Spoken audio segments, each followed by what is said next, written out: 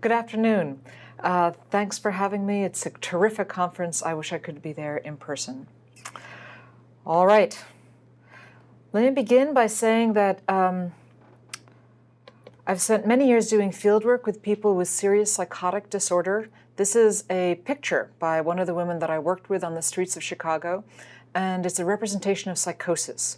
And I wanted to briefly play a Pat Deegan's recreation of the auditory experiences of someone with psychosis, and this track represents the experience, as I understood it to be, from the woman who painted the picture.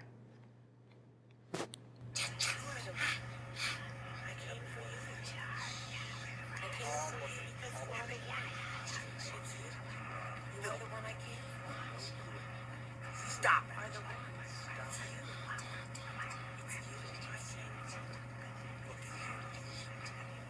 Look at their eyes. Look at them.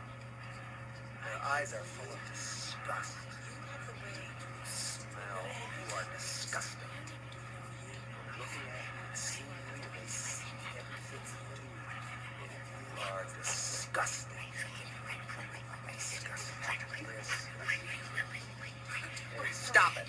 Stop it now. Don't touch that. Don't touch it. Okay, hopefully you could hear that. And you could hear that there were a variety of different auditory phenomenon, some of them positive, but most of them negative. As I understand it from talking from people and from the scientific literature, there are a variety of auditory experiences that people with schizophrenia report. They'll hear a scritching sound, like a field of rats running at them from behind their ears. They'll hear whispering sounds with words they can't quite pick up. They will hear ambiguous sounds that will resolve into noise or to resolve into voices, so that, as one man described to me, he can hear a car go by and voices kind of slough off the car as it passes.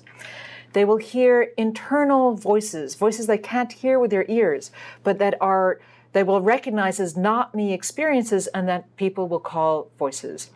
People will also hear clear, identifiable, non-embodied voices, and sometimes those voices will talk to each other, but they'll recognize the voice over time. It will have a particular timbre that they'll recognize. Sometimes people will report a voice that they recognize. The voice that repeats, but it jumps from person to person. So first it is from this person, and then it's from another person. Sometimes they report that when they listen to somebody, they can hear the voice. They hear the person talk, but the words that they infer from that person are not the words that the person is speaking. So, as one man said as we were talking, I know that you're not talking about sex, but the words that I hear are words about sex. So the question I want to ask today is whether culture makes a difference. I'm going to report on a comparison of 20 adults that we talked to in San Mateo, California, in Accra, Ghana, in Chennai, in India. All of these adults meet criteria for schizophrenia, although I should say that I did not do a full skid on all of them. What we know is that many of them, they've all been hearing voices, many voices, for over a year, except for two whose timeline is ambiguous, or at least a little uncertain. The voice is their dominant symptom, so they hear voices even if they also report depression.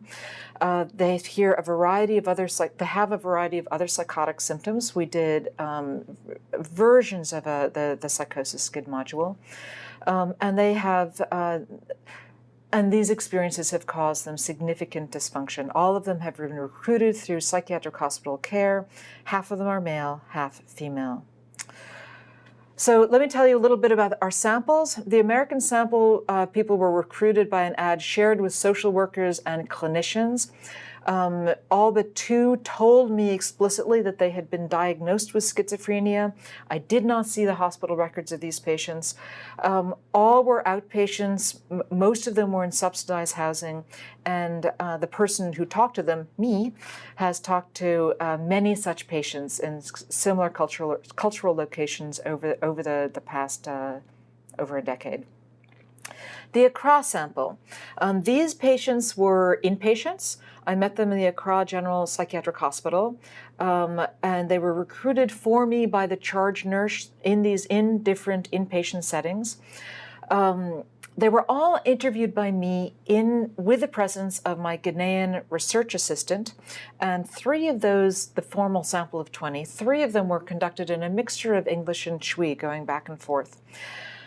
In addition, the Ghanaian research assistant talked to 19 people without my presence. And I should say that the interviews that I did with these patients, the interviews that the research assistant did with a different set of patients, and the medical records are all pretty much consonant. So if somebody told me that they were hearing voices, that was likely to appear in their medical records. So that's to say that I think that the results that I'm going to report from Accra are not shaped primarily by the way people were responding to this interloping white person in the hospital. The Chennai sample was recruited by the clinicians who did the interviews, who were not me. Dr. Padmavati and Ture were the primary interviewers. They were all diagnosed with schizophrenia at SCARF, which is one of the primary research institutions in India for schizophrenia. It's a very well established. They do a lot of international research. All of the patients were either outpatients or in long-term residence care with SCARF. The interviews were either in Tamil or English, and the clinicians were familiar with the patients outside of the interview. So we know a lot about the Chennai sample. The interview that we did was loosely structured like this. So we asked people how many voices they heard, how often they heard those voices, and whether they had hallucinatory experiences in other sensory modalities, whether they saw or felt or tasted and had other sort of unusual experiences. We asked people what their relationship with the voices was, whether they named their voices, recognized their voices, whether they interacted, whether they had conversations with their voices. We asked them whether they could control when their voices spoke and what kinds of things their voices said, and how, if they could exercise control, how they did that. If they reported that the voices were distressing, we wanted to know how they were distressing, what was the most distressing thing about them. We asked them about positive experiences and whether they understood these experiences to be spiritual in any way. We asked them about whether the voices were real. In this country, it was easy to ask that question, and people understood that I was asking them whether the auditory experience they were experiencing took place inside their mind or had its origin out in the world. It was a little more complicated in the other 2 cultural settings, and so I'm going to put those questions to the side. And we always wanted to know, what was the cause of the voices? Why were you hearing these voices? And if they recognized that they were ill, what caused the illness? Or what if they did not recognize that they were ill, what brought them to be into the care of the mental health system? Let me quickly say that this is another portrait of psychosis by somebody with psychosis. Schizophrenia is a messy, complicated category. And even if you are confident that somebody falls into the diagnostic basket of schizophrenia, there are many arguments about what different kinds of people fall into this category. And I just, for the record, for what it's worth, it seemed to me that the people that I was talking to in these 3 different countries, and I should say also that in Chennai I did another set of interviews with some overlapping clients and some new clients. It seemed to me that they were all struggling with loosely the same phenomenon. I was comfortable that there was at least a case to be made that people who could be diagnosed with schizophrenia in these 3 different settings could be compared with each other.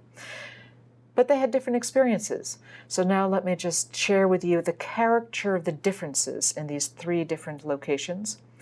Americans heard horrible voices telling them that they are worthless and that they should die. Africans heard an audible God who tells them to ignore the evil voices. And the South Asians heard annoying relatives who told them to get dressed and to clean up.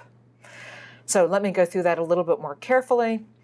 Americans use the diagnostic label. This is really quite striking. So they say things like, I fit the textbook on schizophrenia. These are all different patients. That's just their job, to give us labels and then give us medication. I have schizophrenia from my grandfather. It's a hereditary illness of the brain. They know I'm schizophrenic. And my favorite quotation in this category, I went into the hospital with a little depression, and I must have caught all that other stuff on the way out. In America, hearing a voice means that you're crazy. I didn't tell them that I'm hearing voices. I was afraid I might be called crazy. You tell people out there that you have voices, they treat you differently. I don't tell people about my personal life because they might think I'm crazy or something. They judge me. In America, voices are often unknown, so that 14 out of the formal sample of 20 don't know their voices. 2 of them, of the 6 who do know their voices, 2 of them heard famous people, and who the famous people were kept changing. They kept coming up with new people who were speaking to them. 2 of them heard people who were not kin, who they weren't particularly close to. Only 2 heard their close kin, and in those cases, that person also, they reported that person sexually molested them. And in America, the voices are often violent. Here's someone who says, usually it's like torturing people, to take their eyes out with a fork, or to cut somebody's head and drink their blood. Really nasty stuff. They want to take me to war with them. You're going to die. You're going to go to hell. Somebody referred to my suicide voice who tormented her. Why don't you end your life? And somebody else talked about the war that his voices had with him. That doesn't happen to nearly the same extent in Accra and Chennai, or it didn't in my formal sample. In Accra, hearing voices does not mean that you're crazy. There is a common cultural idiom, spiritual attack, in which when you hear auditory experiences, it can be attributed to evil spirits or witches trying to get at you.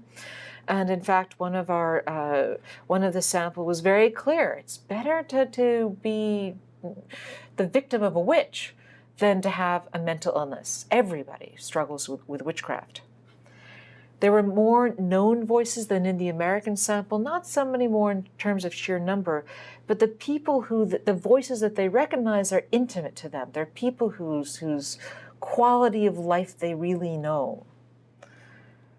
The most striking feature of the voices in the Accra sample is that half the sample reported good voices as their primary or only phenomenon. And if those persons also have bad voices, they're pretty clear that the good voices tell them not to pay attention to the bad voices. That it is true that in the American sample, if you ask people, they say that they sometimes do have good voices, and they talk about them like saying, oh, I live for those days. Yeah, that's great when that happens. And then they go back to talking about the negative voices that are tormenting them. That is not the way people talked about their voices in my experience in Accra. People said things like, mostly the voices are good.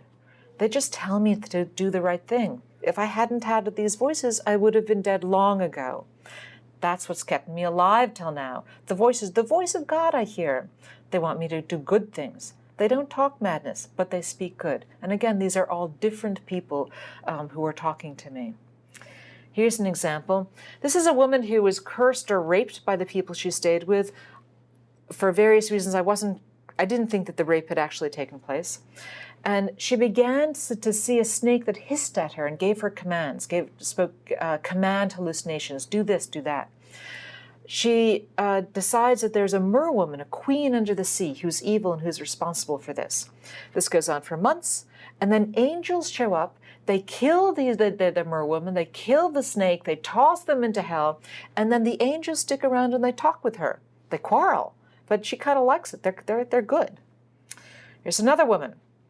I do hear voices. I hear the voices of God. God will sometimes jump from this person and that person and give her advice. She follows the advice. She hears demons. The demons are actually louder than God, but God says not to pay attention to the demons. The voices are more relational.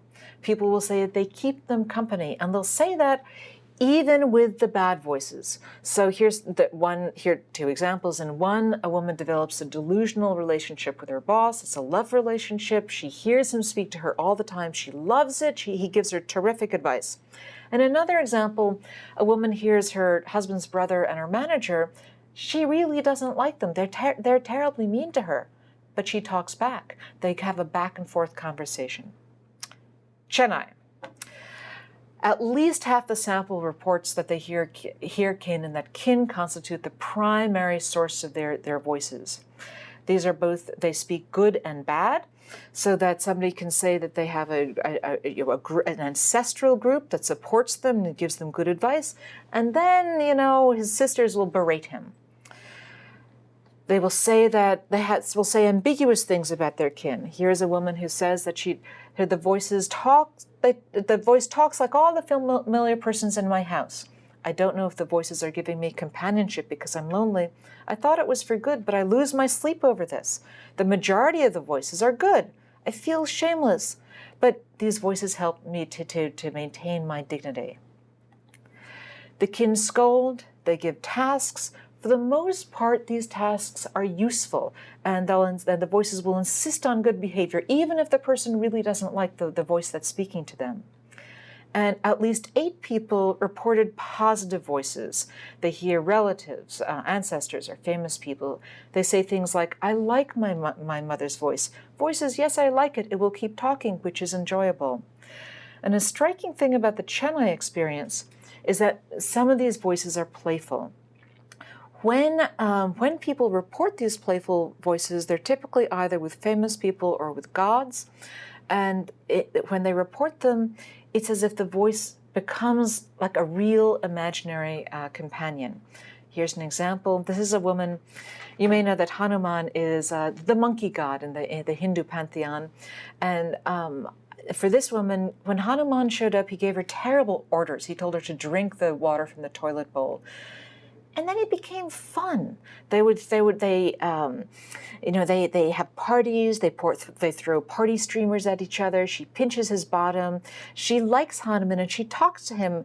And the mental health service providers see her talking with Hanuman throughout the course of the day when she's in the day hospital.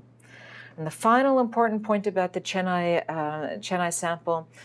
They talk about sex, and sex is horrifically embarrassing. And this is much more striking than the reports of the clients in either Accra or in San Mateo. So, a quick overview of these observations. The Americans, high diagnosis salience. They really are comfortable using the word schizophrenia, and it is a terrible word for them. I am increasingly struck by the costliness of this label, schizophrenia, for our American patients. Voice hearing means mental illness. It has no other available explanation for these clients. All of them intensely dislike the voice hearing experience. Positive experiences are rare and not particularly salient. Few people reported rich back and forth relationships with their voices. In Accra, diagnosis was not salient. People didn't use the word schizophrenia. They didn't talk about them, didn't talk about diagnoses. Voice hearing is often given a spiritual interpretation. Half the subjects reported predominantly positive experiences, and there was much more of a sense of back and forth relationship.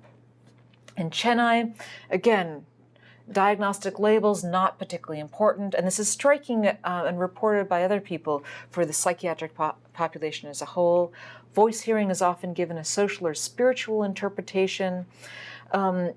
Many have positive voices. The playfulness is striking, and again, there's more of a back and forth relationship with the voices. So, 3 slides to finish. Why these differences? I should say that this is at the very beginning of our analysis of the data. My hypothesis is that there are different cultural invitations for thinking about your mind. And what I mean by this is not only having a different model of what happens in the mind, but a different invitation to pay attention to mental events. And it seems, again, this is at the very beginning of our analysis. In America, the mind is a place. It is private. If people hear auditory experiences, it is extremely disconcerting. In South Asia, there's something going on in which people talk about the mind as a transactional process. It's much more social, and it's important that it be calm. In Africa, there's much more of a sense that thought has a causal impact on the world independent of the thinker, and that the moral quality of the thought is causal. People are very concerned to report that they have good thoughts. This material also is consonant with this new idiosyncratic movement that's emerged in Europe and a little bit in America called the Hearing Voices movement. This movement claims that if you teach Euro-Americans to talk to their voices and to have a conversation with their voices will be better behaved, more responsive, less caustic. There's very little research, scientific research on this movement as of yet, but I would invite us to imagine that it might be the case that we could treat this work as a kind of natural experiment in for taking seriously the possibility that having a relationship with your voices may be relevant to a more benign outcome. And of course, in this context, will call to mind the pretty robust work that suggests that schizophrenia has a more benign course and outcome outside of the West, and particularly in Chennai and in North India. And finally, why should we care about this? Psychiatric science tends to treat hallucinations as uninteresting sequelae of schizophrenia. But in fact, this work suggests that these phenomena are shaped by their cultural location in ways that might be salient to treatment and outcome. Thank you.